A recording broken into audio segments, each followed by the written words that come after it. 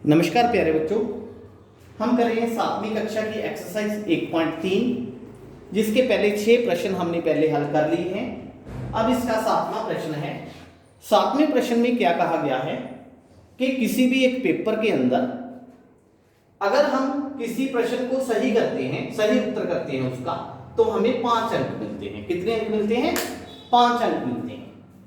और अगर हम उसको गलत उत्तर देते हैं तो हमारे 2 अंक काट लिए जाते हैं सही में से भी। इसको बोलते हैं नेगेटिव मार्किंग बेटा। ठीक है, आजकल कंपटीशन एग्जाम जो हो रहे हैं, काफी एग्जाम के अंदर नेगेटिव मार्किंग रखी जाती है। नेगेटिव मार्किंग का मतलब होता है सही उत्तर के लिए आपको जो अंक मिलेंगे वो तो मिलेंगे ही, लेकिन गलत उत्तर के लिए आपके अंक काटे भी जाएंगे। ओके, तो इसका पहला प्रश्न है। पहले प्रश्न में इन्होंने कहा है कि मोहन 4 प्रश्नों का सही और 6 प्रश्नों का गलत उत्तर देता है। बोलो उसने कितने अंक प्राप्त किए? मोहन के सही उत्तर कितने हैं? 4। गलत उत्तर कितने हैं? 6। यही है ना उसका। मोहन के सही अंक उसके कितने बने थे बेटा? सही उत्तर के 5 अंक देता है। उसने कितने किए? 4। तो 5 गुना 4, उसके आगे 20 अंक। ओके, उसके बाद फिर गलत अंक कितने आए उसके, जो उसने गलत प्रश्न कर दिए? गलत उसने किए 6 प्रश्न। कितने नंबर का था एक? 2 नंबर का। तो कितने आंसर आ गए? -12। नहीं क्लियर हुई बात? दोबारा बताता हूं। उसने कहा कि मोहन ने 4 प्रश्न तो सही किए। ठीक, सही प्रश्न कितने किए? 4। 5 नंबर का एक था, 5 चौका 20 नंबर उसको आ गए। मोहन ने गलत कितने किए? 6। कितने नंबर का था एक? 2 नंबर का। तो 12 नंबर उसके कट आउट हो गए। तो फिर हम यहां पे लाइन लगा देंगे और यहां लिखेंगे कुल अंक। कुल अंक देखो फिर बेटा, 20 प्लस के आगे 12 माइनस के आगे, वही बात। 20 लेने 12 देने, है ना। 20 तो लेने थे उसने, 12 उसे देने पड़ गए गलत उत्तर के लिए। तो फिर उसके अंक कितने आएंगे? 8। ये हमारा आंसर आ गया। कुल अंक कितने आए उसके? प्लस के 8। इसी तरह, बिल्कुल इसी तरह सेकंड प्रश्न में इसने क्या कहा है? रेशमा के 5 उत्तर सही हैं और 5 ही गलत हैं। बोलो कितने अंक आए? सेम इसी तर्ज पर आप लिखोगे, रेशमा के सही अंक। तो बोलो बेटा रेशमा के सही अंक कितने आएंगे? उसने 5 सही उत्तर दिए, 5 नंबर के थे, तो कितने आ गए? 25। ओके जी। फिर गलत अंक कितने दिए? 5 गलत दिए, जो 2 नंबर कट आउट होने थे, तो कितने कट आउट हो गए? 10। ठीक, तो कुल अंक किसके कितने आए? कुल अंक 25 लेने हैं, 10 देने हैं, प्लस के 15। क्लियर हो गई बात ना? अब इसके बाद इसका तीसरा प्रश्न है। हीना ने टोटल 7 प्रश्न किए हैं। मैं इसको बोर्ड पे हल नहीं करवा रहा, मुझवनी हल करते हैं इसको। टोटल 7 प्रश्न किए हैं, 2 का उत्तर सही है। अगर उसके 2 का उत्तर सही है तो 5 गुनी 10, उसके 10 अंक सही में आ जाएंगे। ओके जी। फिर 5 का उत्तर उसका गलत है। 5 का उत्तर गलत है तो 5 गुनी 10, 10 ही उसके माइनस के आ जाएंगे। अब जितने उसने ले प्राप्त किए उतने ही कट आउट करवा दिए, तो आंसर उसके नंबर कितने आएंगे? फिर 0। क्लियर? तो फिर हीना के जो नंबर आएंगे वो 0 आएंगे।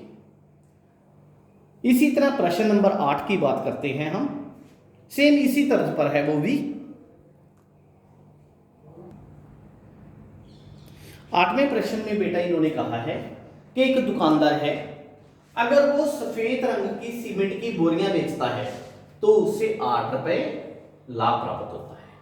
सफेद रंग की सीमेंट की बोरियां बेचता है तो एक बोरी के लिए उसको 8 रुपए लाभ प्राप्त होता है। अगर वो स्लेटी रंग की बोरियां बेचता है तो प्रति बोरी हानि होती है 5 रुपए। ओके जी। वही अगर सही उत्तर है तो इतने अंक मिलेंगे, गलत उत्तर है तो इतने कट जाएंगे, वही बात आ गई ना। फिर इन्होंने कहा किसी महीने वे 3000 बोरियां सफेद और 5000 स्लेटी बेचता है, तो लाभ या हानि बताएं। 3000 सफेद, 3000 सफेद पर लाभ, बोलो बेटा कितना होगा 3000 सफेद पर लाभ? 3000 गुना में 8, ठीक, 8 दिया 24,000 रुपए, इतना लाभ हो जाएगा उसको, क्योंकि बोरियां कितनी है 3000, एक बोरी पे कितना है 8 रुपए, तो 8 दिया 24, 24,000 रुपए। फिर 5000 बोरी बेचता है वो स्लेटी की, उस पर क्या होती है, उसको हानि होती है। कितनी हानि होगी फिर? 5000 गुना 5 रुपए के हिसाब से 25,000 रुपए, ठीक, ये माइनस का आ गया। अब बताओ, हानि उसको हुई 25,000, लाभ उसको हुआ 24,000, तो फिर कुल क्या होगा? लाभ होगा कि हानि होगा? कुल ज्यादा कौन सा है, प्लस 24,000 है कि माइनस 25,000 है?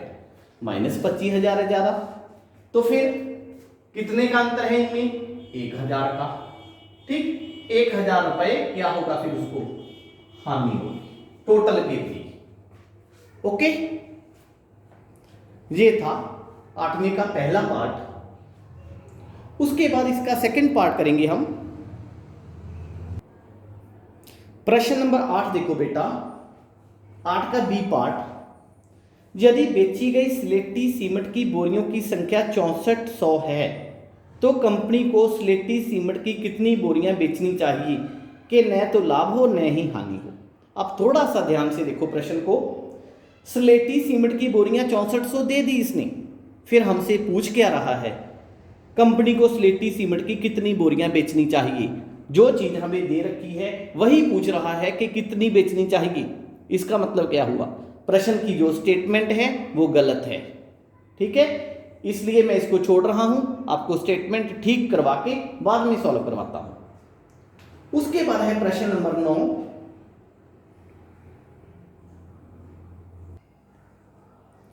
प्रश्न नंबर 9 में इन्होंने बेटा हमारे पास रिक्त स्थान भरे हैं।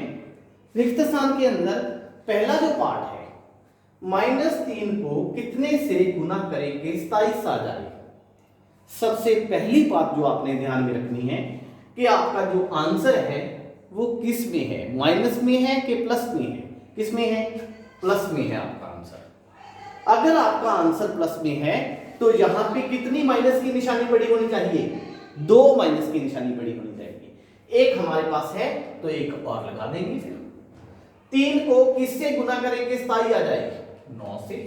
ये हमारा आंसर आ गया। बात क्लियर हुई? दोबारा फिर सेकंड पार्ट देखते हैं। आंसर किस में है? माइनस में है।